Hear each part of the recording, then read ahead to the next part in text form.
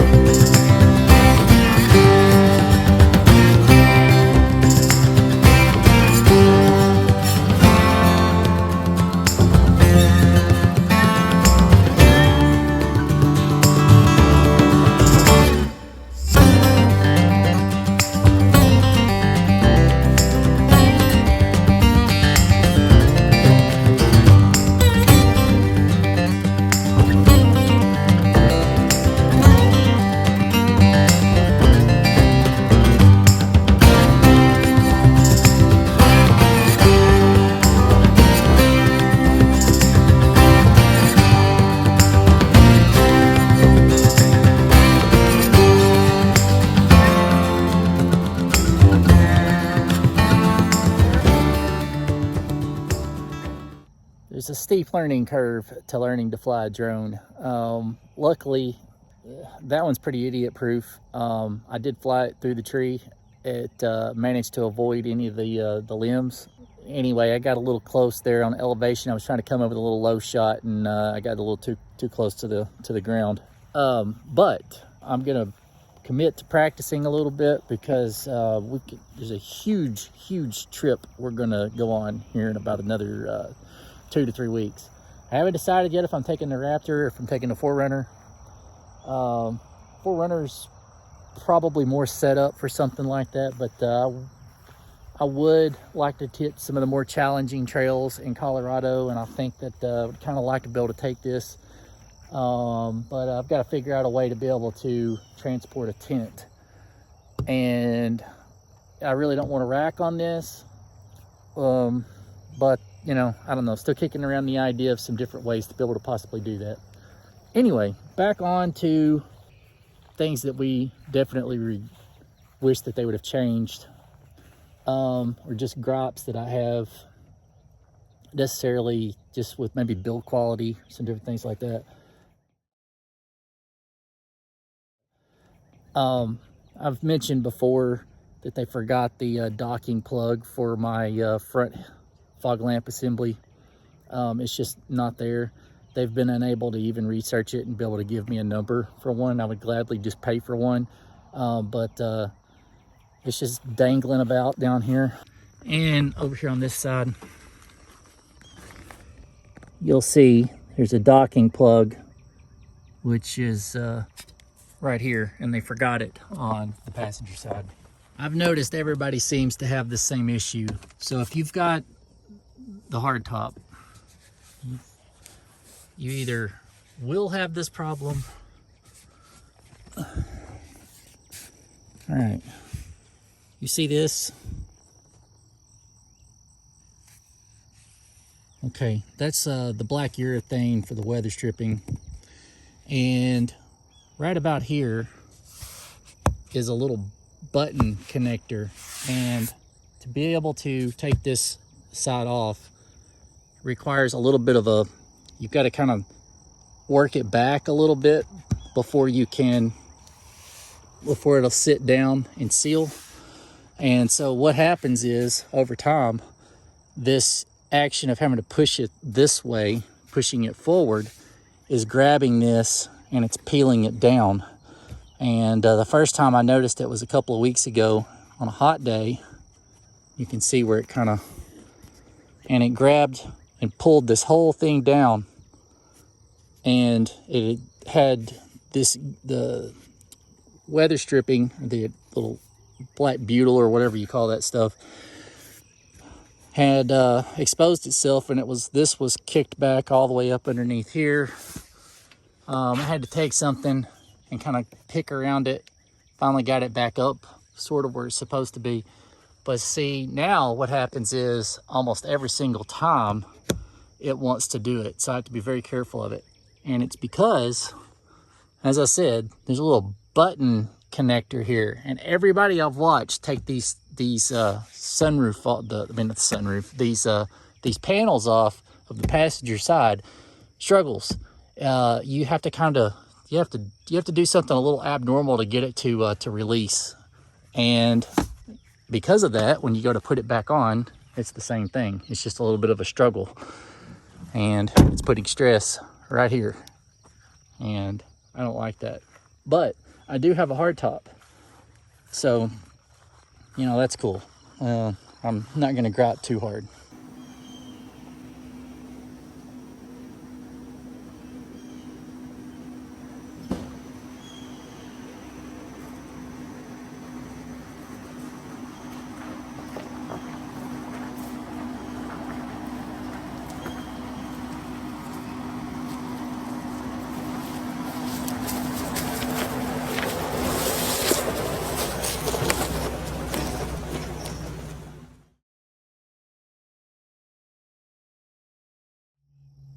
All right, and this is a very expensive vehicle. They've included these as an option, these super nice suede and leather seats. Those are cool. You've got nice touches throughout that just make it a little nicer than just your average Bronco. I don't know that that was necessary, but they did. But one thing that I feel like on any of these, if you'll look back there,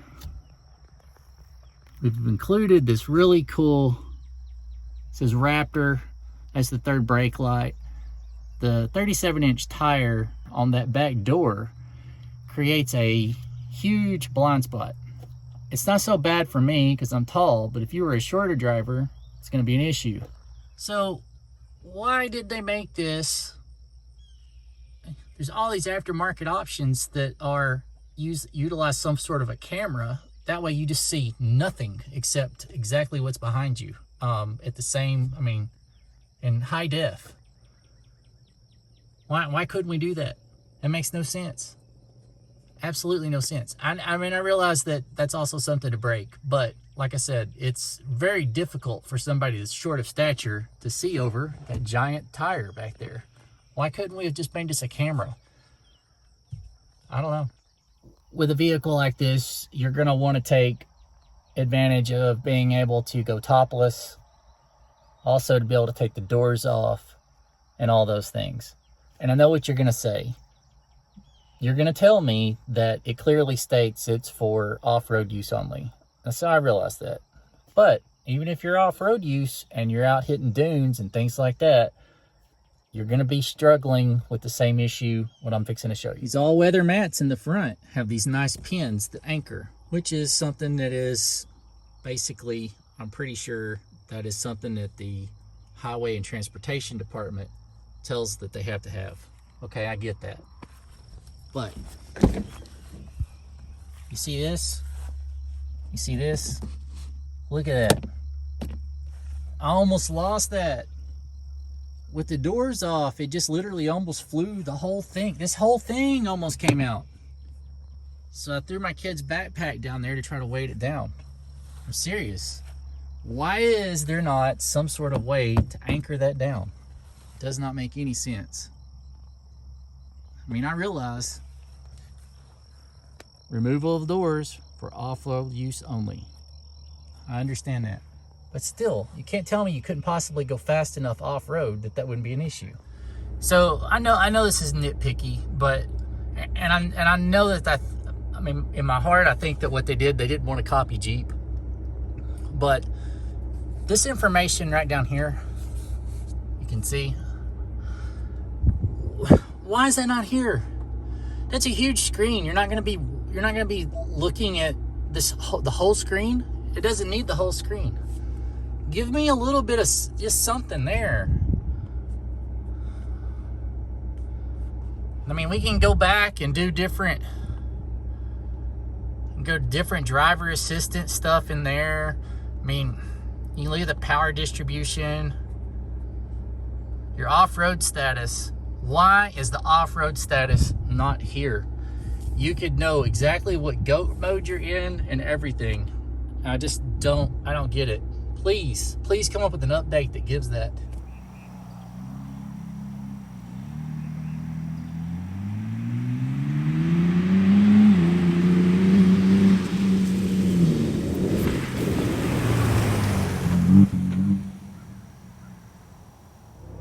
I made a short about this. There is just not a good way to open these frameless door glasses. Look amazing, they really do. However, my gripe is when you go to get in it, it sounds. Let's roll this up.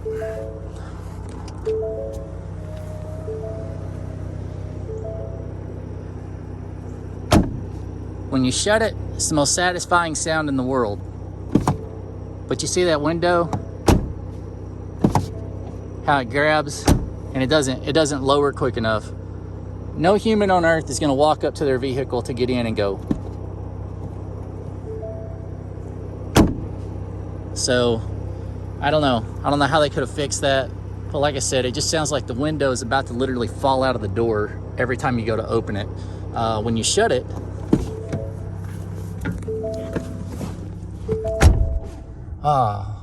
so nice. I know you thought there weren't any cows, but there they are.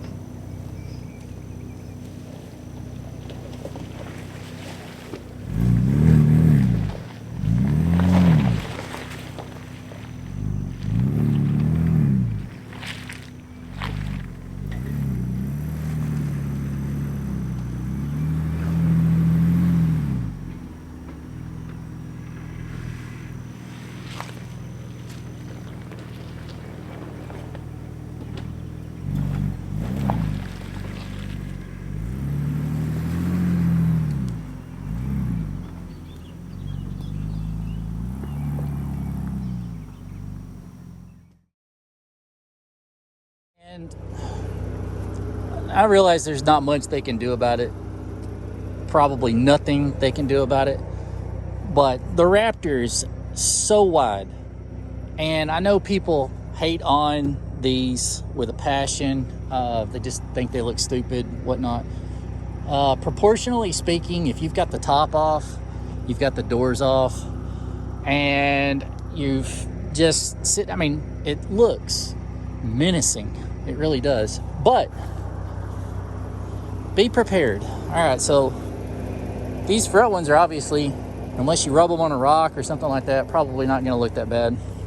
I'm already noticing, though, just the sheer amount of impact marks all along this, and I think this is made to actually change, but let me get in there where you can really maybe see some detail. I mean, it's just taking big chunks out of it, and it's every time you go to clear the tires from the rocks, it just gets it good. I guess I don't really know what else they could have done, but I mean, this is a painted material. Maybe something that was a little bit more textured. probably would have looked like crap. You know, I don't know. I'm not an engineer, but about another 6 months of that's going to look just horrendous. And as the sun gets it, it'll get more brittle, and then it'll just get worse. So, but it's replaceable. So, and like I said, I know I'm being a little bit nitpicky, but still.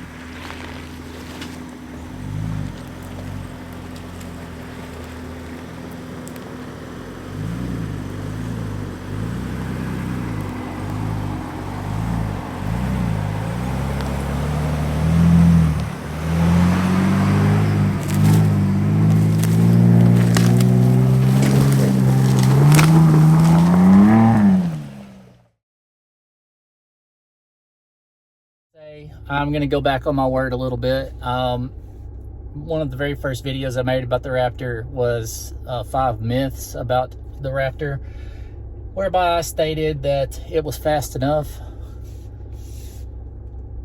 I mean, a guy could always want more power, right? I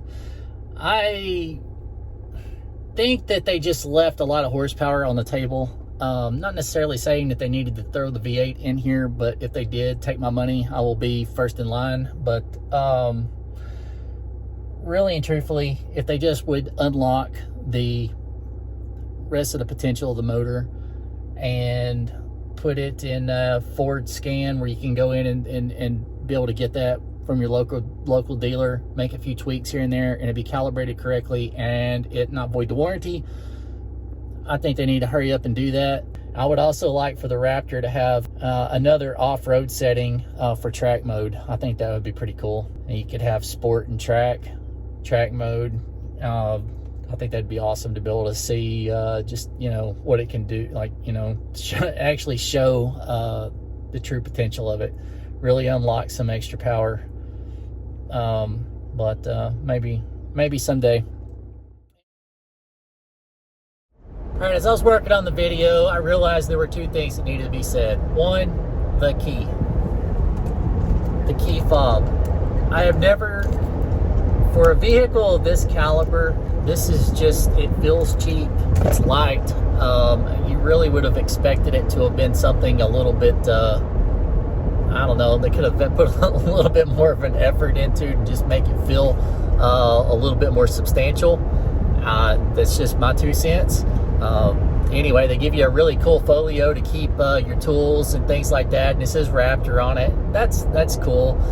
You would think that maybe that key would have been orange, or it would have been a little bit heavier. Just would have thought that. Finally, if you get the opportunity to put in your order and you get to check all the boxes and whatnot, I just want you to understand that if you are going to do a lot of driving with the tops off or the doors, it will get very, very dusty in here. As of right now, they do not offer really a seat cover for the Raptor trim. Of course, it's been a few months since I've actually checked, so that may be something that is out now. But anyway, just be mindful that if you're going to get the suede and leather seats, just not sure how well those are going to hold up to the UV strain and what they're going to look like when they get really dirty. So just be mindful of that. Do yourself a favor also, if you're getting to order, go ahead and get the door bag. You're gonna want to take those doors off. You may say you're not. You may have no inclination at this point, but trust me, that's gonna be something you're gonna want to do. You're gonna want to have a place to store your bags. It makes it really hard to safely keep them stored in your garage if you don't have the door bags. Other ordering considerations, go ahead and make sure you get the beadlock capable rims. This is a very, very wide vehicle. you're gonna get your rock rash on those nice painted wheels that you get if you don't get the upgraded bead locks. So I would go ahead and spring for that on the front end of things if you're going to do any kind of wheeling or anything like that. Now, on with the outro. I love the vehicle. Thanks for sticking around to the end. I'm Jeff. This is Will to Live Outdoors. If you haven't subscribed yet, please do. Give us a like and leave us a comment. Thank you so much. You have a good day.